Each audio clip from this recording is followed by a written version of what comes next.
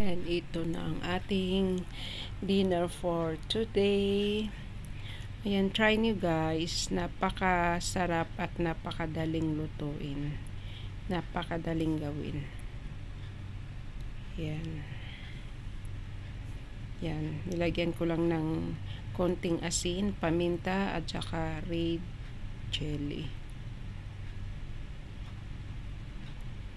Toast bread with 3 egg.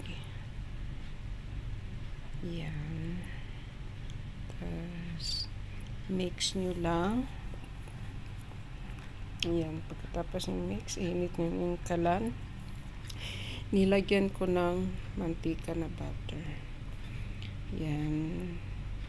Tayo nang tumigas ng konti. Tapos, nilagyan ko ng ketchup.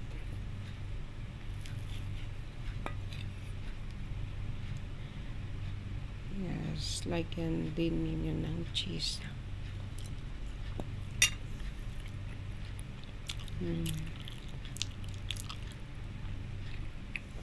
Tapos binaliktad ko siya ng seconds lang.